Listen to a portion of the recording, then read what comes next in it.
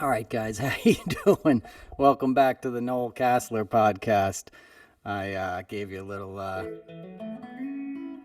little extra intro there.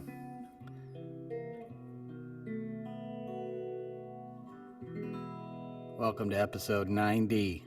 Back at you. It's actually episode 89, but I'm one ahead on the Apple count or one behind their count, so let's just make it even 90. It was the bonus episode. That was the trusty Telecaster that was built for Nancy Wilson of Heart by a good friend of mine who happened to be her guitar tech. She played a concert with it and then said, "Can you make it for me in blue?" And he did, and I got the white one. So I broke it out, broke out the drum machine from the mid 90s, and here we are. We're back at it. Let's get into it. Let's talk about the week that we just went through. Lots of crazy stuff happened.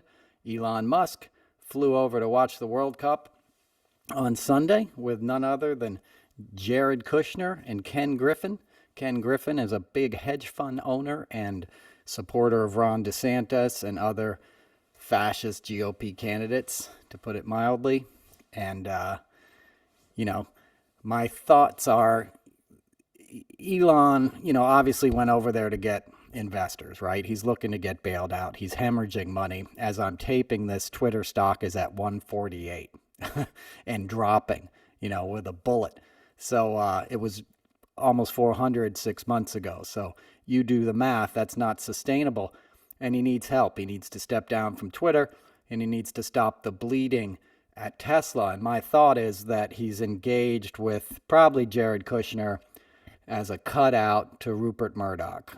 And I'll tell you why. Because there's still a lot of value in Twitter for the Republicans, for their next campaign, for the presidential campaign, to keep the chaos front and center so the Democrats can't accomplish much. They still are. Biden is obviously accomplishing a lot. But the idea of, grabbing the information headlines, the scandal du jour, right? The Marjorie Taylor Greens, the Boebert feuds, these kind of things that suck us in are what have value now in the GOP, right? Because they don't bring serious candidates. They're not trying to legislate. They don't introduce legislation. Jim Jordan has never authored and passed a bill in his entire 16, 17 years in Congress, maybe more. They're there to troll people. They're there to disrupt the progress and the democratic sort of application of laws on behalf of corporate interests, and billionaires and people that don't want to pay their fair taxes, that want to continue to, use government resources and not only pay their fair share, but exploit workers. Tesla itself is a non-union shop, right? And the way they got around union protections was to offer stock incentives to their employees, right, to their workers. And now that stock itself is not worth what it was, right? That might have seemed like a fair trade a couple years ago. Yeah, I'm not going to get, paid sick leave, and if I get hurt, I don't have any protections, but I'm going to have all this stock and walk away rich. And now you're not. You're going to walk away with, a stock that's rapidly losing value. So my point is the chaos protects a certain style of doing business that has come to prominence in the United States, and somebody like Rupert Murdoch still benefits from that.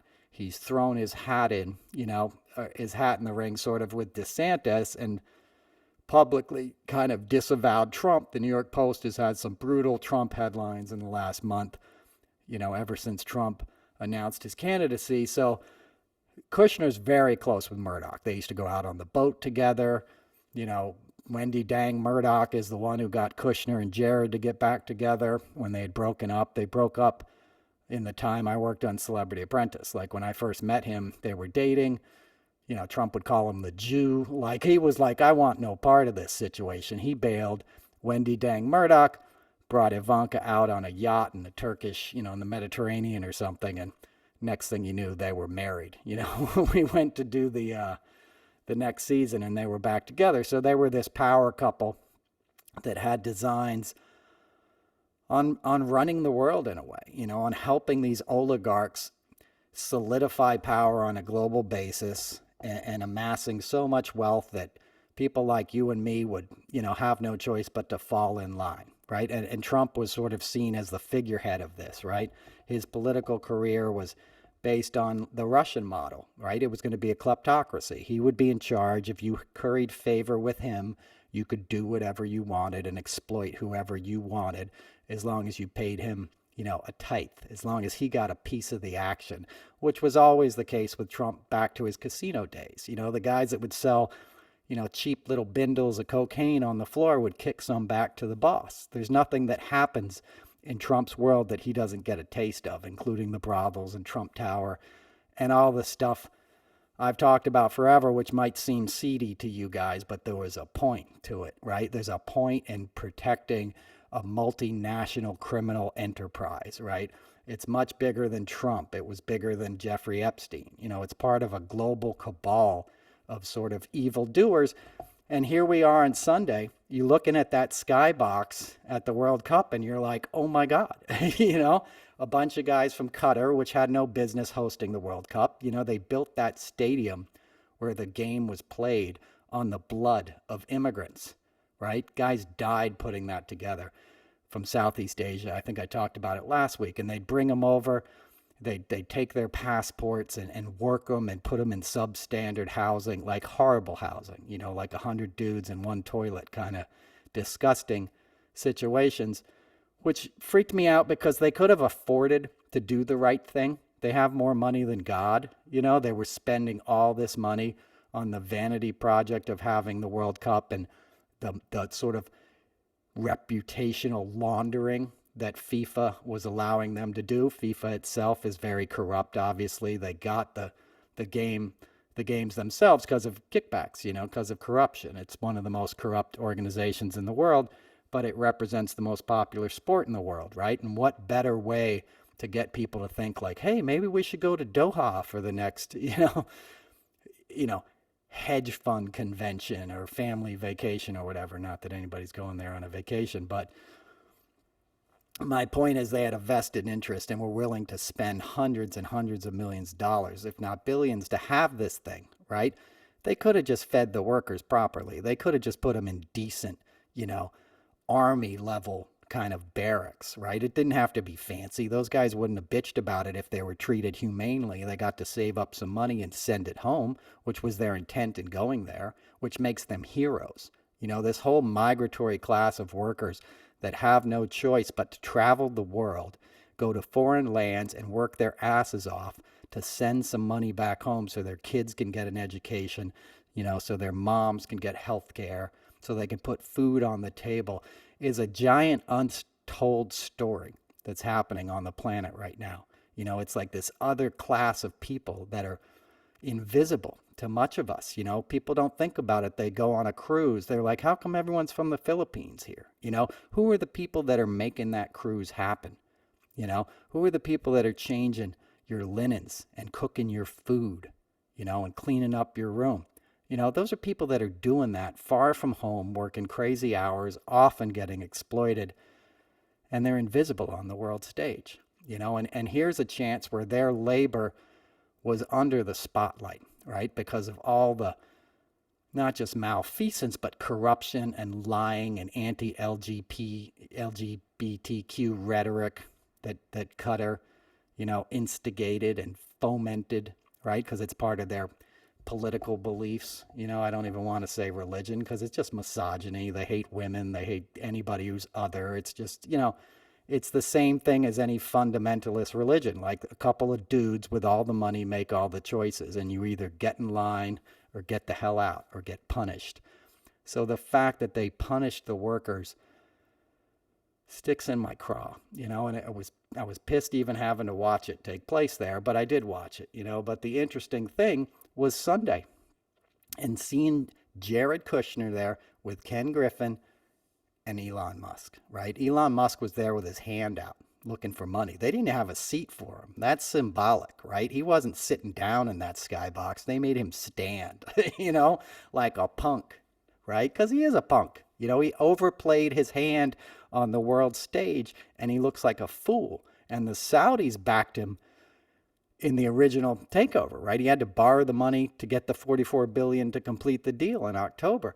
So it stands to reason that a lot of those guys are like, hey, we want to know where our money's going. We want to know what's going to happen with this situation. And Elon's screwed, so he definitely reached out to Kushner. I don't know, definitely. This is my theory. He reached out to Kushner. Kushner's like, all right, meet me at the World Cup and I'll introduce you, to some people. I'll bring Ken along. Maybe Murdoch would like to keep Twitter afloat throughout the next election, right? Because if Twitter tanks, if it goes bankrupt, then everybody, if you can't use the site anymore, that's a weapon that's no longer available to the GOP. Because as I've talked about in other weeks, they're de-incentivizing progressive speech, right? They're making it impossible to be on there if you're somebody who continues to speak out. We still do it, but, there was a big purge last week. They kicked my friend Aaron Rupar off. Over a half dozen other journalists that covered Elon Musk got just kicked off, arbitrarily kicked off. Aaron got put back on, but I know Aaron. He's got a Substack and he's got 2 little kids and a wife, in Minnesota. And I doubt his wife makes enough, for them to be set. So he was probably in a panic. I've read his stuff. He was, he was like, damn, he got cut off from his pool. You need that. If you have a big Twitter following and you're sort of independently freelanced, based, as I said last week, or a comedian or a performer, you need that marketplace, that pool of potential, audience members or subscribers or whatever it is, listeners. It's an important thing, and it's worth remarking on how much pleasure Elon Musk seems to take in hurting other people's livelihoods, right? So while he's doing all this chaos on the world stage and spending the kind of money that could solve childhood poverty, that could pay off student debt, untold things you could do, with $44 billion. There's no amount of good gestures you could do with that kind of money. And what did he choose to do? He spent it on a vanity project to disrupt democracy, to disrupt progressive speech. And his personal pleasure in doing that seems to be punishing people who have much less than him, right? The first thing he did when he took over was fire everybody at Twitter. Think about that. Right before the holidays, he fires all these guys. These guys who write code and work in an office and had a pretty reasonable presumption to think that they were going to have a pretty normal career path, right? They're well-educated, technical guys that are going to an office job with a solid company in the tech field. You think everything's going to be normal, and then this freak show buys your company, and all of a sudden you're unemployed, and Elon's making jokes about it on Twitter like it's funny. It's not funny. It's not funny to mess with people, right? And the kind of guys that do it just because they can are the worst type of dudes. They're narcissists, they're people that are wounded deeply inside and they constantly have to lash out at others. That's what Trump is. Trump's mom was probably an alcoholic, right? Trump's an abused kid. If you look at, not to feel sorry for him, but I'm saying Trump was a bad seed who was emotionally, if not, alcoholically abused by his mom. Just look at his mom. She's a freak show. Again, this is just a theory, right? His dad is obviously a lunatic. Everyone knew that. He was a racist KKK guy. But look at how Trump ends up, right? Look at how much hatred he has towards women, right? And towards any other man that sort of threatens him in any kind of successful way. Trump always has to feel like the toughest guy in the room. Elon has those same attributes. The wounded child. He's got this freaky mom who's making TikTok videos. I saw one of them. Do yourself a favor. Do not watch it because you want to, you'll want to gouge your eyes out afterwards. But he's got this narcissistic mom who's making TikTok videos. He's got a father that married his stepdaughter and had a kid with her. So he's coming from a freak show as well. They made all their money off of an emerald mine in apartheid era South Africa, just like Trump's dad made all his money building, ostensibly building low-income housing for GIs and then basically cheating the tenants, cheating on his taxes, going in business with the mob, laundering money, racially discriminating, and then handing it over to his idiot son, right, who ran the company into the ground, right? Who ran his casinos into the ground, who ran everything he touched into the ground. Trump has never contributed anything to the American marketplace, not just as a politician, right? Not just rhetorically. None of his products were ultimately successful, right? His buildings weren't successful. Trump Organization was just found guilty of 17 counts, of tax fraud and evasion, right? I don't know the technical terms, but, Alan, they tried to pin it on Alan Weisselberg. Alan didn't do anything without Trump's blessing. Like I just said earlier, like Trump knows about everything that's going down. He dictates what the women wore in the White House. He dictated who got close-ups on the beauty pageants. He would come in the truck and say, get a close-up on her tits. No, not the Asian one, the blonde with the big tits. Like that's how he would talk, okay? He tries to micromanage everything in terms of appearance. And Elon Musk has that same vibe, right? Has that same feel of like, what are you doing? Tweeting. You're supposed to be in charge of 3 companies, right? Tesla, Twitter, and whatever the other stupid company is called, the one that's going to build the tunnels from Vegas and stuff, right? So he's got a pretty powerful job. And what's he doing? He's flying over on his private jet halfway across the world to watch a soccer game, football for my listeners overseas, and then tweeting about polls, and then retweeting Hunter Biden propaganda, which, by the way, is worth discussing. Again, feeds into Murdoch's narrative, right? Because the Hunter Biden thing is basically what the GOP is going to run on this next term. MTG and Matt Gaetz and Jim Jordan and all these morons, once they figure out who the speaker is going to be, it'll probably be Kevin McCarthy. But once they settle on that, they're going to open these sham hearings, and it's going to be Benghazi 2.0, and it's just going to be a bunch of noise and clutter, and chaos designed to impede the progress of democracy and legislation and fair representation, right? Because they don't want people on the coasts getting a leg up. They want to be a placeholder for autocracy, right? They're hedging their bets that a Republican will be able to come back to power in 2024. The weaker the legislative agenda is until then, the better off that Republican will be when he takes power. So they're going to do all this chaos. And that chaos isn't as effective unless it has a platform, right? And Twitter is a perfect place to get outraged every day, to say, can you believe the way Jim Jordan talked to Dr. Fauci on his grilling, when they're trying to impeach Fauci, which is another one of their, wild goose chases that makes no sense in a normal world, right? You'd be like, Dr. Fauci, guy went to Regis High School, Holy Cross, one of the top medical scientists in the country, head of NIH, spent his entire life helping people. All of a sudden, he's supposed to be a villain, right? But the 75-year-old in diapers down in Mar-a-Lago who spent most of his career, assaulting women in his gaudy hotel rooms and bankrupting companies and laundering money for scumbags is somehow a hero, worthy of NFT trading cards, which was his latest scam, which, by the way, was an admission that he knows he's not going to win in 2024. He won't be the candidate. He will get indicted.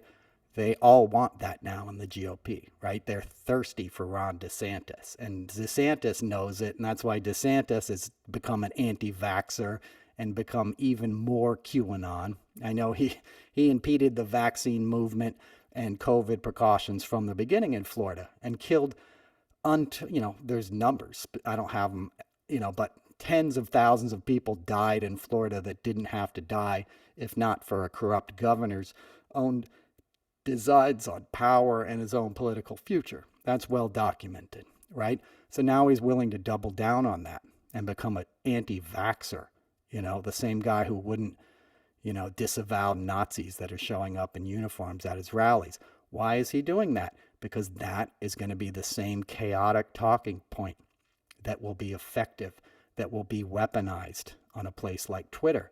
So keeping Twitter alive and helping the sort of GOP MAGA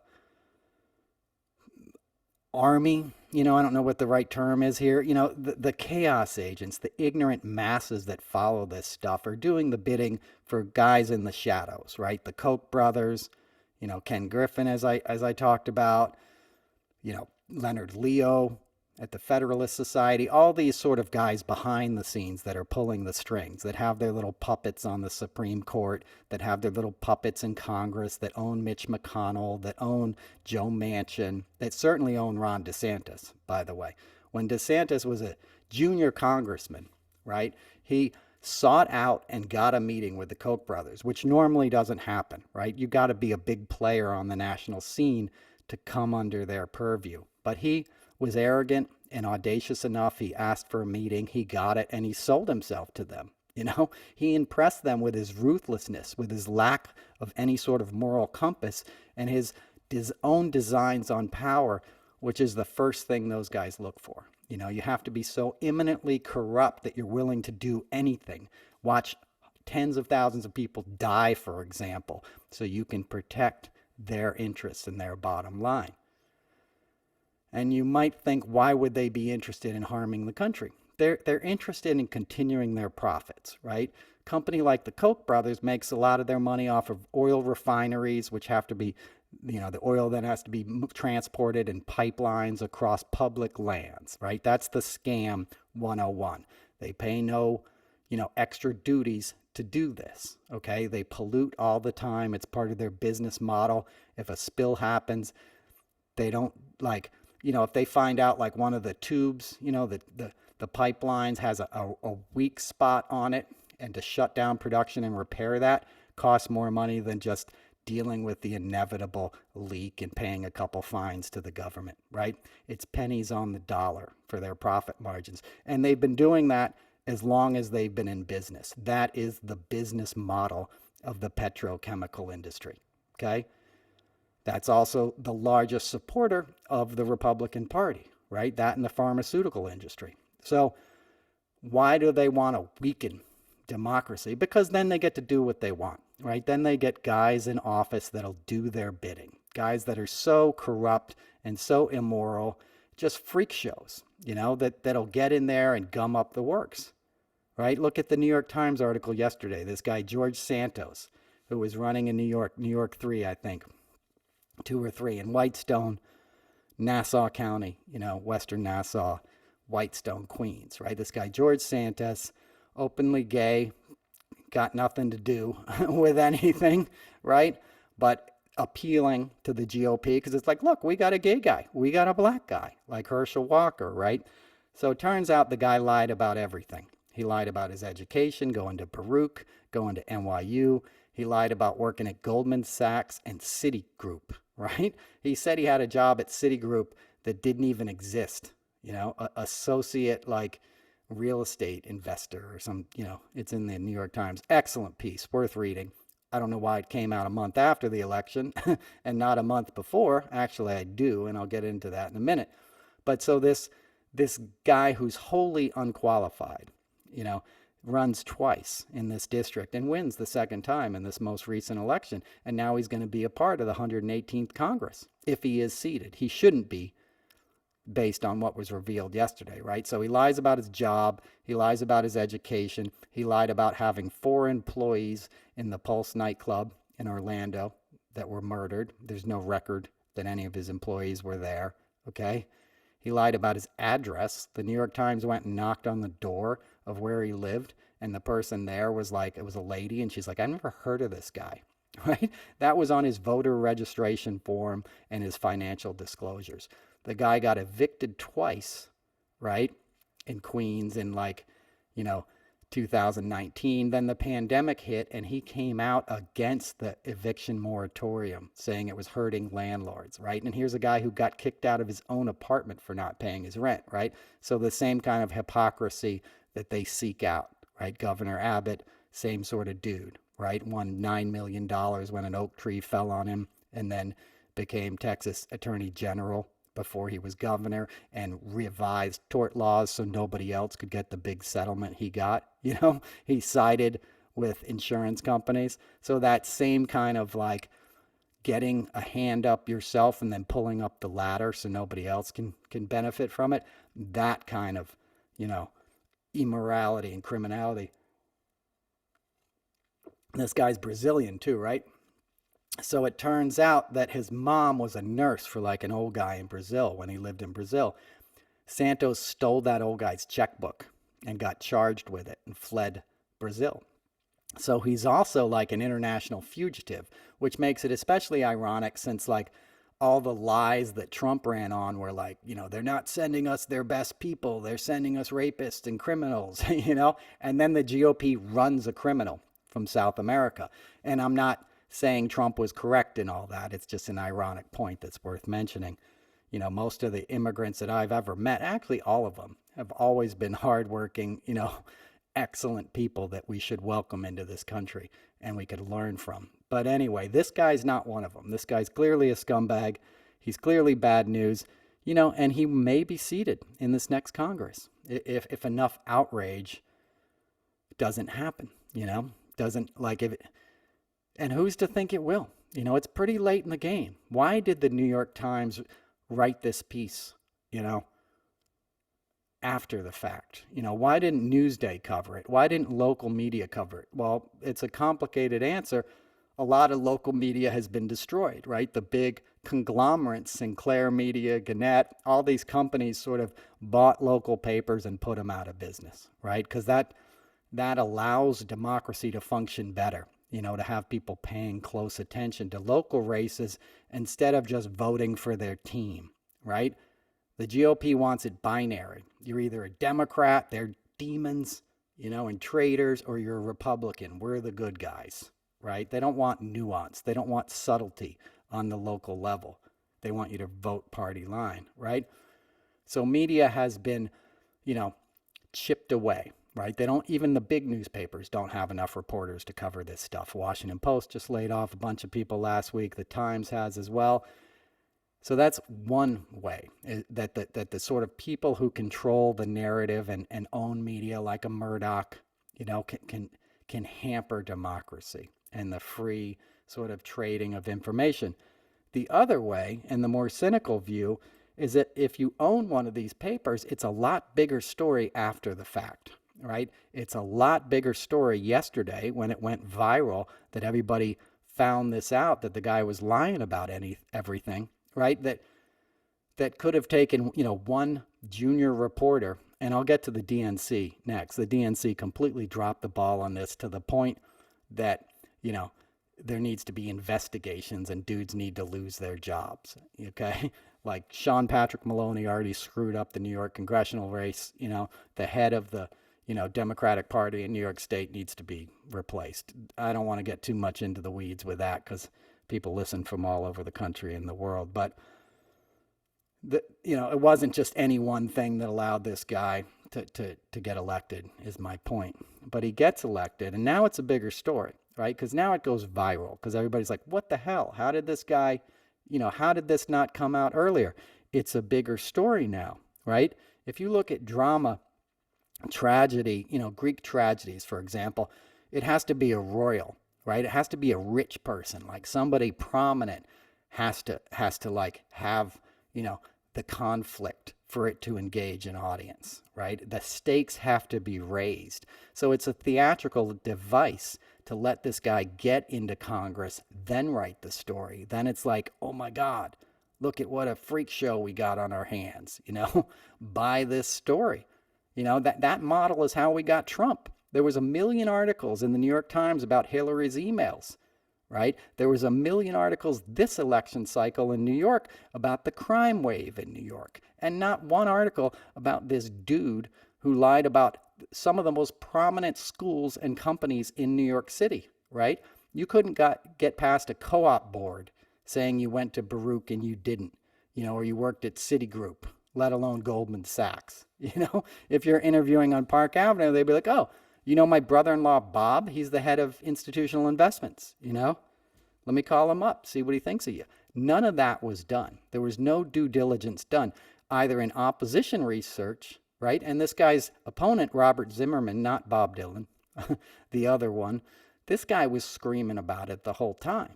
but nobody was picking it up. There was no local press, and New York Times was taking a pass until they drop the bombshell story on a Monday morning. And now it sells papers, and now it's a storyline, right? Think of it in terms of, some show that you're binging.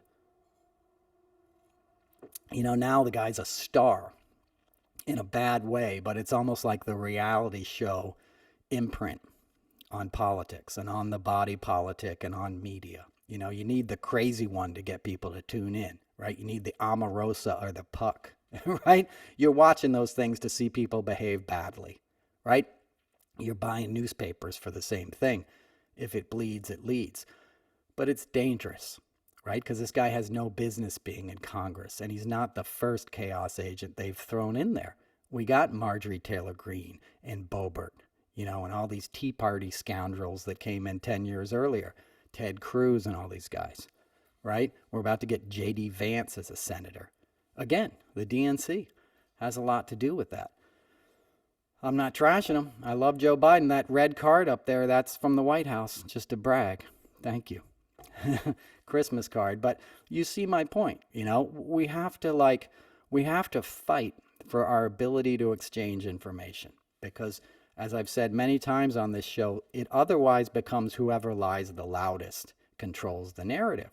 And again, why Twitter is a very attractive property for somebody like Murdoch, for somebody like Elon Musk to say, I'm going to tweet out a poll and I'll step down as CEO if I lose. He loses the poll, he doesn't address the issue, and the next tweet is like about Hunter Biden and pushing some other stupid thread, about Hunter Biden's laptop on America that nobody cares about. Okay, Hunter Biden wasn't part of the administration. Nobody cares. Jared and Ivanka made $600 million while they were in the White House, and Jared got $2 billion from KSA and another 1.6, or Mnuchin got 1.6 from them as well, right? So, actual people with positions of power in the Trump administration got huge buyouts when they left, from a country that, can best be described as our frenemy, and at worst, like behind 9/11, okay? But no favor to democracy, no real ally in a true sense. The places that are our real allies, like England, have their own chaos, fomented by Rupert Murdoch. He's done so much damage to England. John Cleese, the great comedian from Monty Python, had a fantastic tweet today. He's like, in my lifetime, nobody's done more damage to the moral core of my country, I'm paraphrasing, than Rupert Murdoch, right? Same thing here. Rupert fundamentally changed the makeup of America. When he saw the base that was sort of left after Reagan, the NASCAR, NFL, kind of Mountain Dew drinking America. Those are all generalizations, okay? I'm just go with me here. I know everybody doesn't do that, and all the people that like that aren't bad or Republicans. But there's a certain demographic in red state America, that I've talked about a lot on here. And that was seen as a cash cow to somebody like Murdoch. But you got to dumb them down. You got to cut away their arts funding. You got to wave flags in front of them. You got to tell them they're heroes, and foreigners are coming to take their way of life. And you'll own them if you give them that kind of programming. And that's what they did, them and Rush Limbaugh, and who was the guy who was on Fox News forever until he got fired. He got fired in the Roger Ailes thing.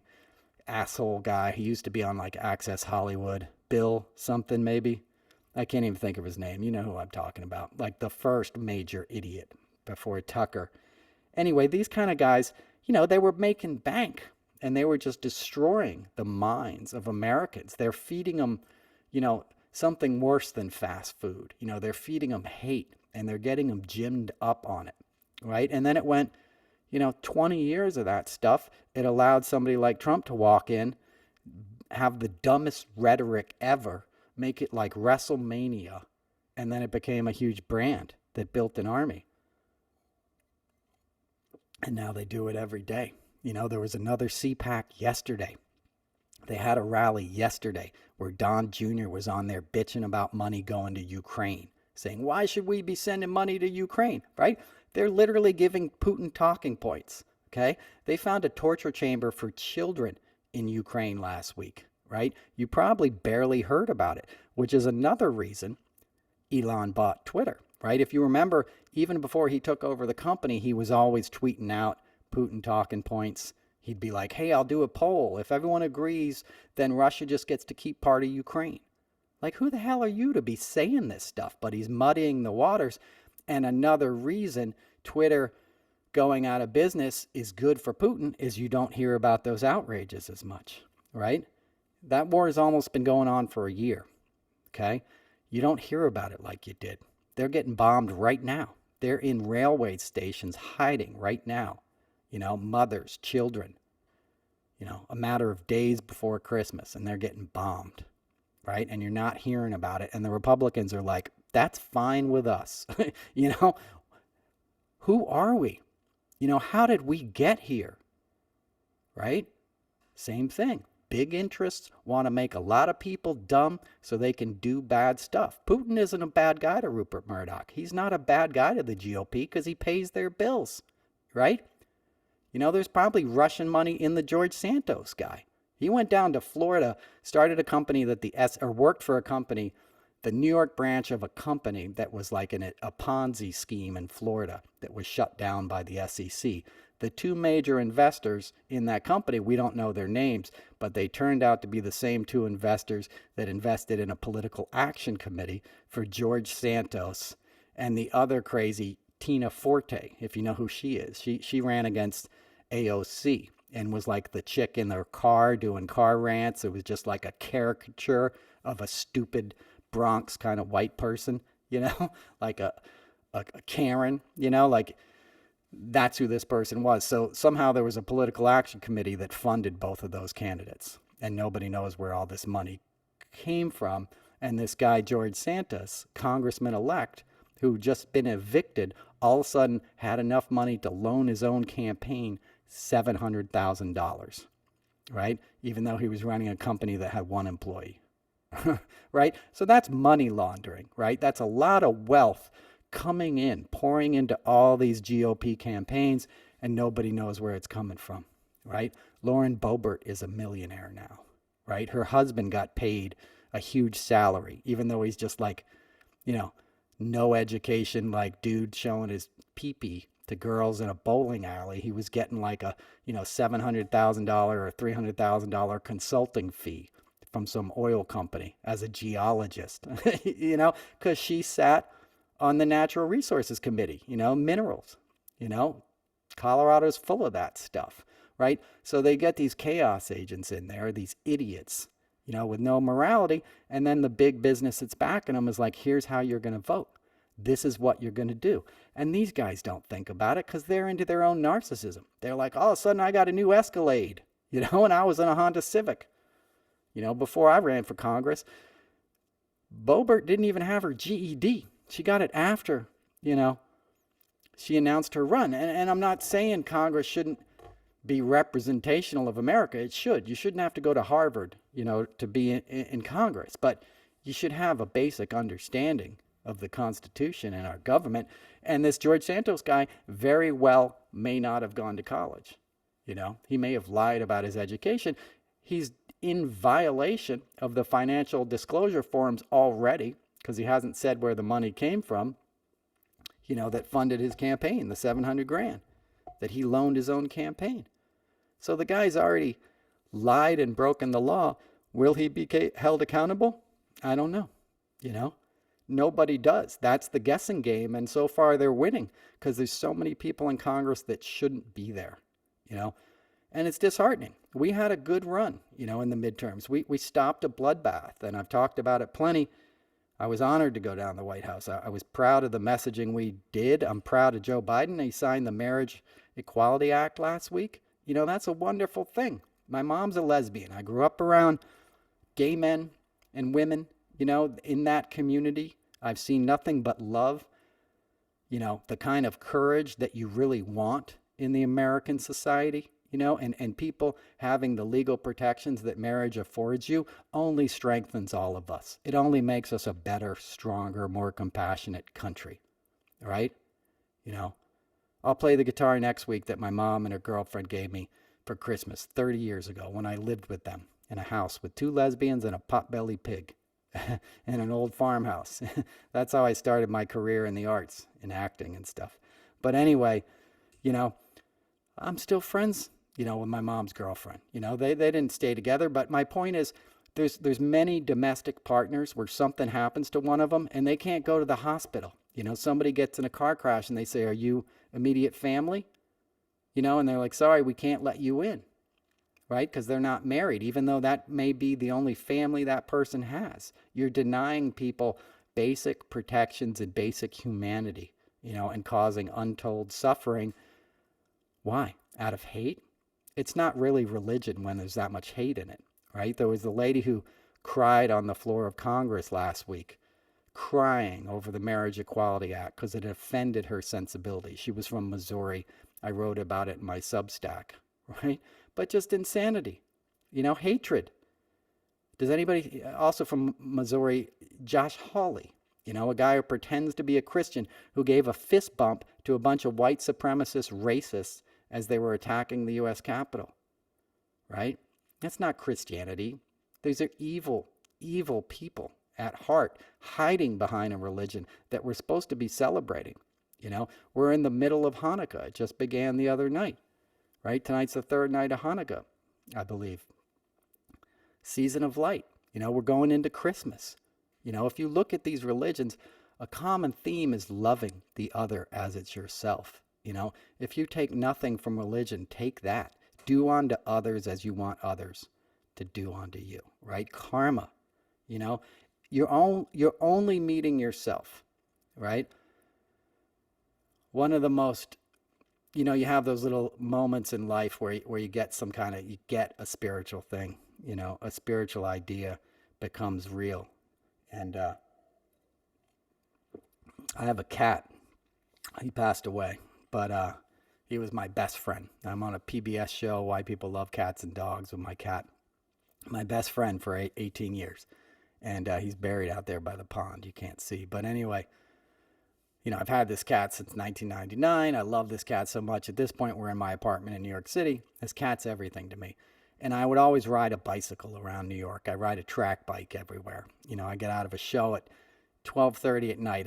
That's me riding my bike up 6th Avenue. It's like how I like to get around. I don't like to get in cabs. I don't like to get on the subway. I like to ride, breathe fresh air, go through the park. It opens up the city. It becomes like Paris, right? Even in the cold, I'd ride across Central Park and see the snow and horse-drawn carriages, which I hate. That should be illegal. That's outmoded.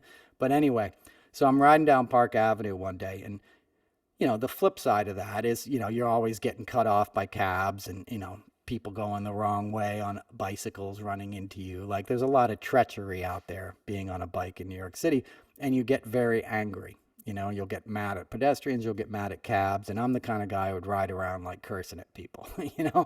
I lose my temper. That's part of sobriety, right? I got character defects I'm still very capable of acting out on, right?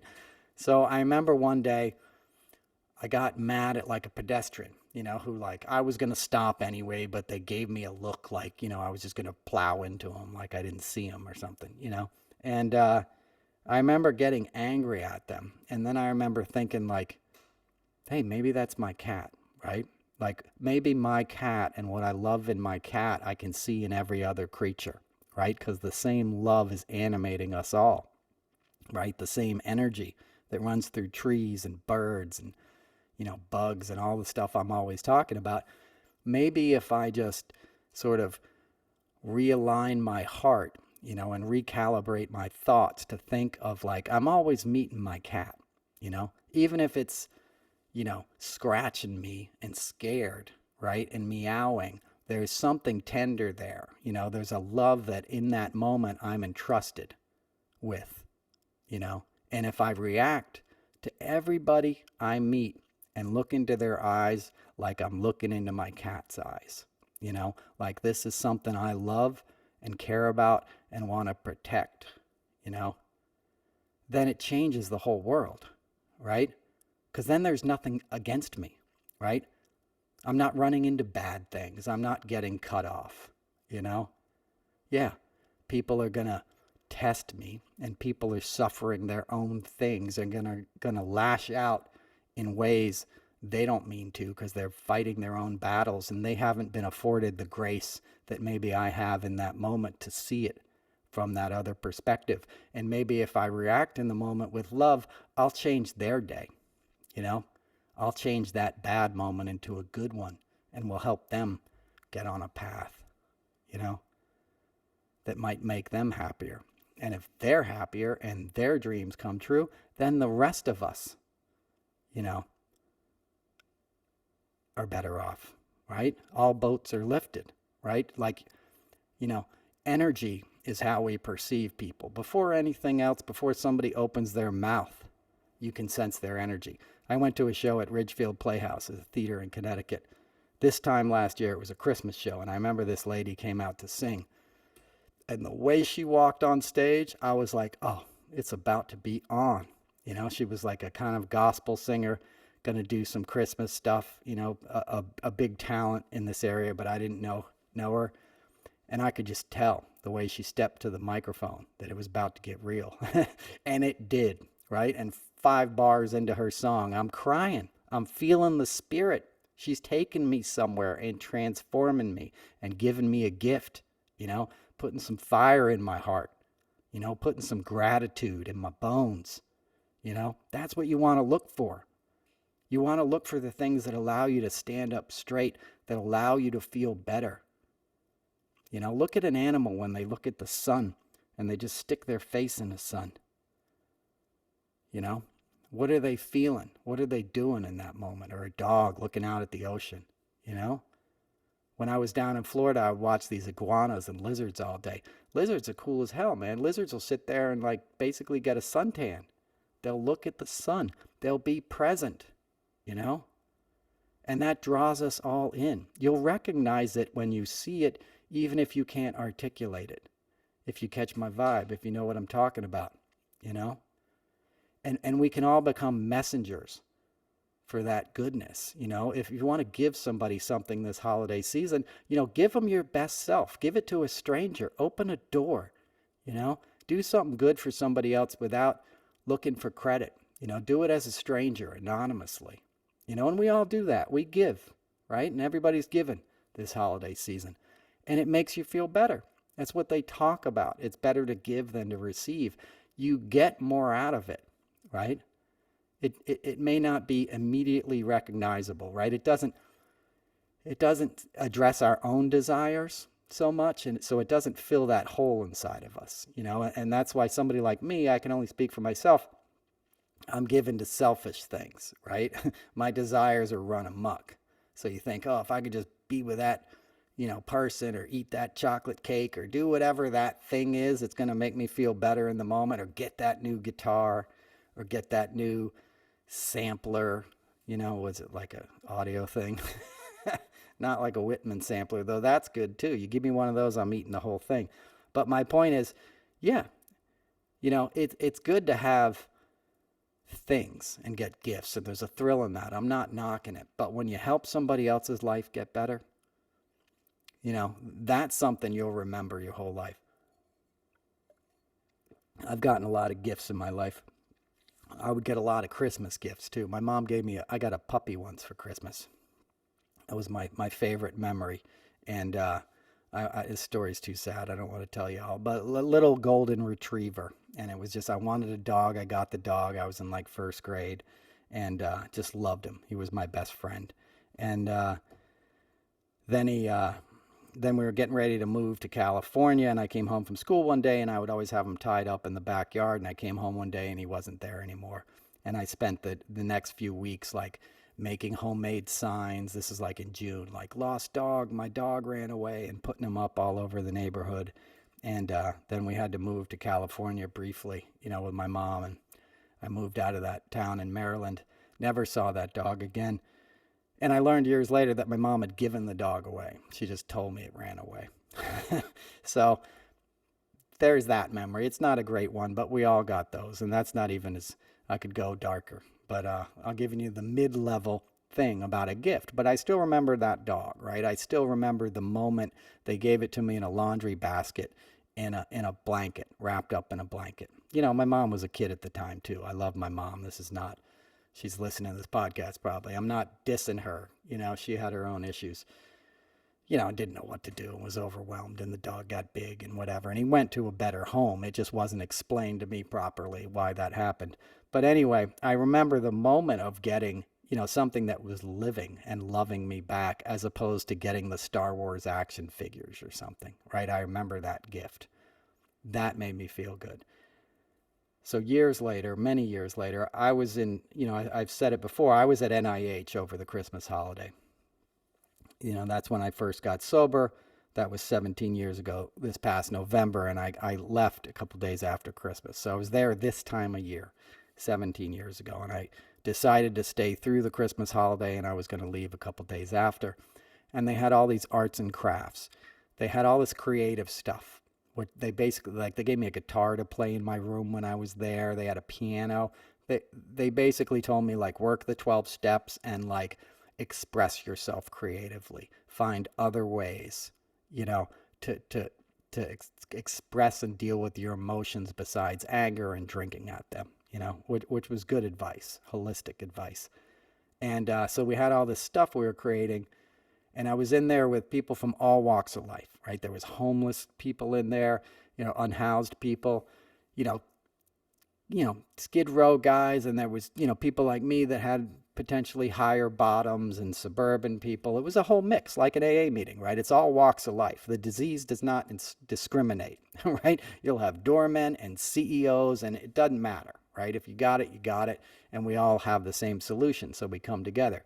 So I'm there with all kinds of people, and there was a woman there that I was very close to, very cool, like from the Maryland area, really tough, hard life. And I'm kind of can be good at making artistic stuff, you know, arts and crafts. And I did a painting for her on like a doormat or something. I had this like doormat, and you could paint and color it. And I did my best on it, and I gave it to her. I said, here, you can have this, you know, Merry Christmas. And she came up to me with tears in her eyes. So that sounds like a Trump story, right? Big, strong man. But she came up to me, genuinely emotional.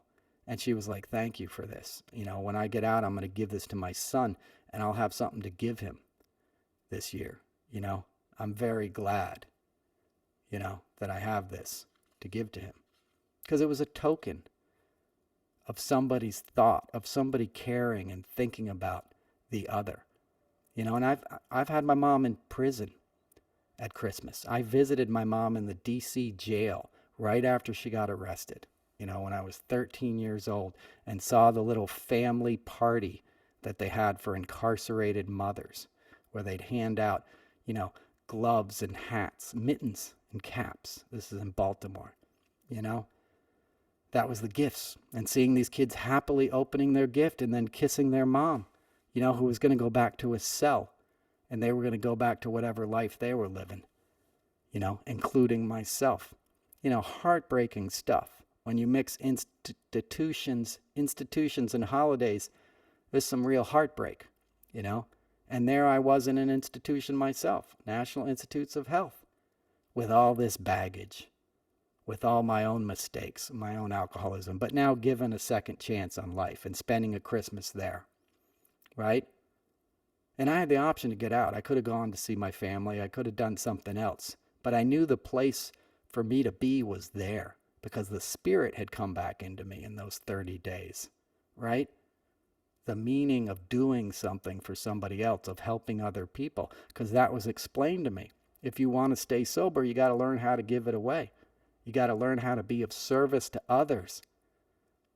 You know, and they would take us to meetings in the DC area. We got to go to a meeting on Christmas morning in somebody's home in Potomac, Maryland, which is a very Tony neighborhood if you know the DMV, right?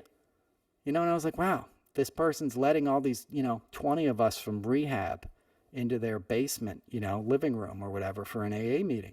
That's pretty kind, right? Kindness, the kindness of strangers, doing something, being of service is such an undervalued thing in our society because we're all consumed with like sort of what we can get and what we can provide to others. But sometimes the best thing you can give is free. It doesn't cost you anything, but it represents something bigger. It represents love and a human to human interaction. You know, there's value in that. And we got to start teaching people that. We got to start showing people that it doesn't matter how much you earn in life sometimes. It matters how much you give back. You can't take any of it with you, right? Elon Musk is not going to really die a wealthier man than somebody who doesn't have much to his name and has got a smile for everybody he meets and is opening the door for others, you know, and is being a good human being when he can and kind to all living creatures. You know, kindness is undervalued. Go out of your way to help life, you know. Take the bug and put it outside. Drive slower on the roads when you know deer might be jumping out. You know? Think about what you're consuming, you know, and what kind of life that product had, right? And how many animals were exploited, you know, in making it. You know, I love shoes, but my shoe game is going to drop off because I can't keep doing it, you know? That was an animal on that new pair of boots, you know? That animal gave birth to another animal, you know, through love, right? It's all love when you come into this world. Everybody comes into the world the same, right? Everyone's this loving, special creature that's a miracle, right? That's what the birth of Jesus should be, you know? In its purest form is that every human life is of value, even the one that you're saying isn't of value because his parents are so poor that he's being born in a manger because there was no room at the inn because they weren't wealthy enough, right? What's the lesson there is that it all has value. Nobody's undervalued. So when you see the GOP demonizing immigrants this holiday season, as they're doing ad nauseum, men like Tom Cotton, you know, men whose great-great-grandfathers owned slaves and they still benefit, you know, enslaved people, and they still benefit from that today.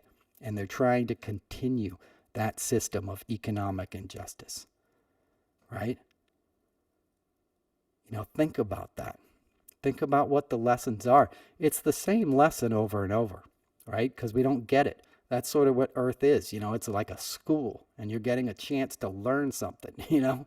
And when you learn it, you know, then you become awake. And it doesn't mean you get everything you need. It means you realize you already have enough, you know? And if you don't have enough, somebody who does might give you some of theirs. And then you're going to understand what that feels like. And then you're going to give it to somebody else, you know? And then you're making it a better place. You're actually contributing something of value. It's why I always preach on the arts. It doesn't mean you have to be great at some kind of thing or make your living at it. It means you have to find the joy in doing something for no other reason than doing it or trying to express something true to your own experience that somebody else might relate to. And it might lift their burdens for a moment. It might help their day. It might illuminate the struggle that we all go through, you know, that countries and societies go through. I saw a great Martin McDonagh, if you know the Irish playwright. There's a new movie made of one of his plays. It's called The Banshees of Inishmam or something. It's a made-up island name, but it's basically the Aryan Islands off the coast of Ireland.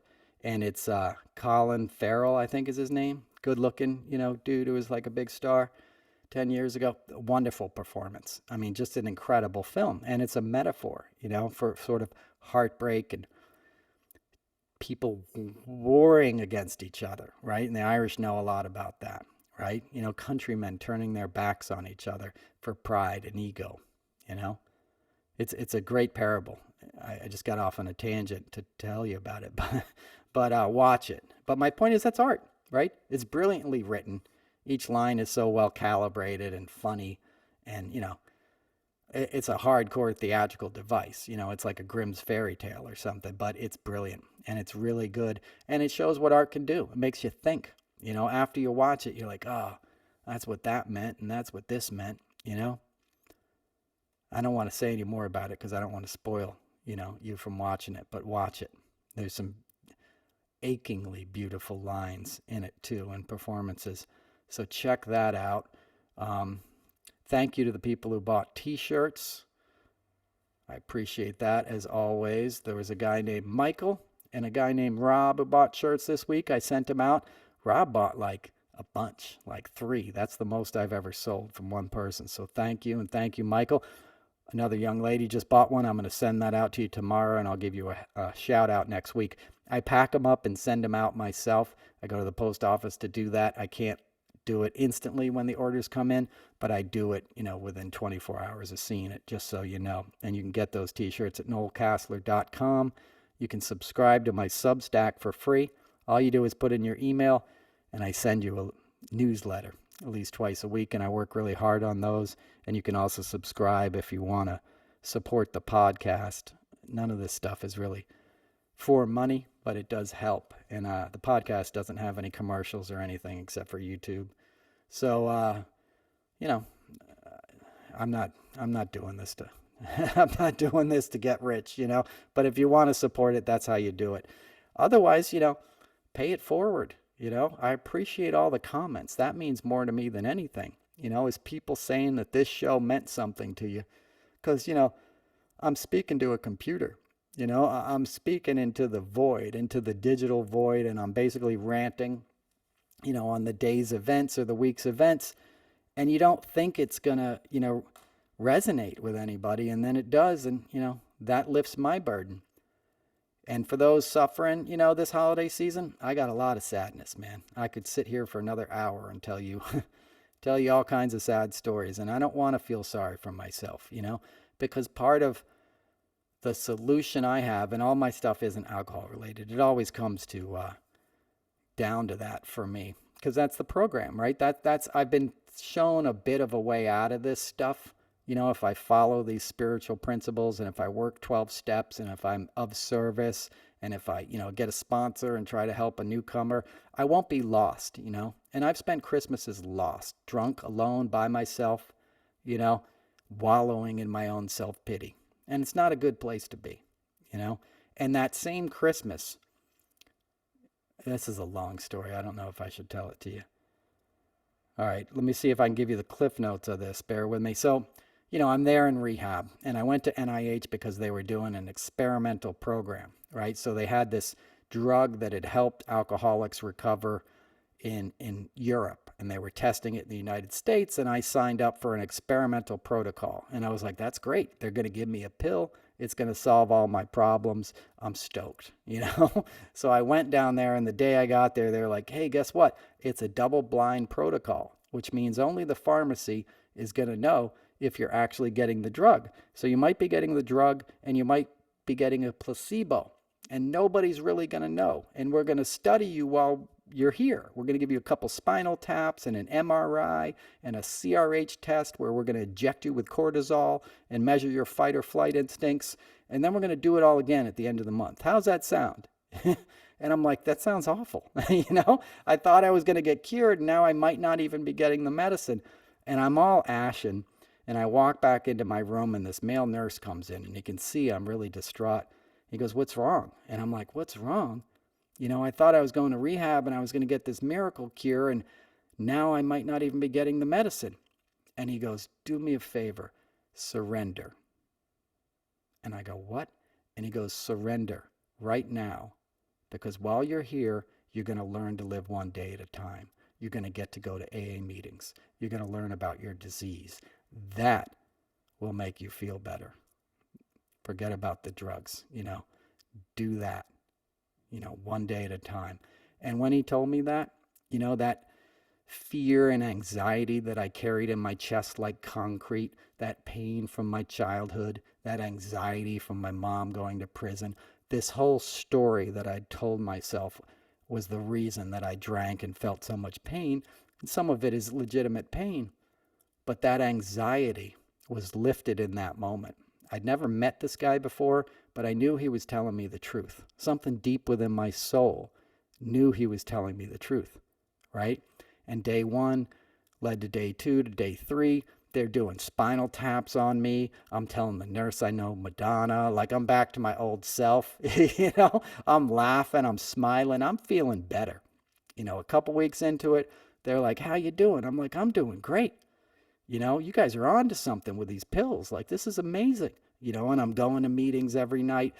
I'm doing like, what I described, I'm helping out the other people. I'm listening, which is a big part of being in the program, is that it's like group therapy. You give your attention to somebody else. Giving attention and listening to somebody is an act of kindness. And you guys are doing that for me every week, right? That's a spiritual act. It's presence, allowing somebody else to tell their story. So I'm doing all this stuff. I'm feeling better, and it's time to leave. And I have that Christmas weekend. I give this gift to this woman. I'm getting out the next day, and I'm in the final, or this last day I was there, I'm in the final, alcohol awareness class with this really cool guy who was like the night supervisor, and he would bring us half smokes. You know what a half smoke is? It's like a hot dog from DC. It's good. When you're eating institutional food, and the institutional food was great at NIH too. That was the other thing. You could order off a menu, and it was good food. It was, it saved my life, no doubt about it. And this is, a big research facility where they're only studying fatal diseases, right? It has to kill you or they don't bother with it at NIH. That's what their congressional mandate is. That's where they get funding, right? They're trying to crack the code, so to speak, and it's where they developed AZT, where they, crack the genetic code, the list goes on. And Dr. Fauci, by the way, was the head of all that, and the guys wear epaulets. It's the National Health Service.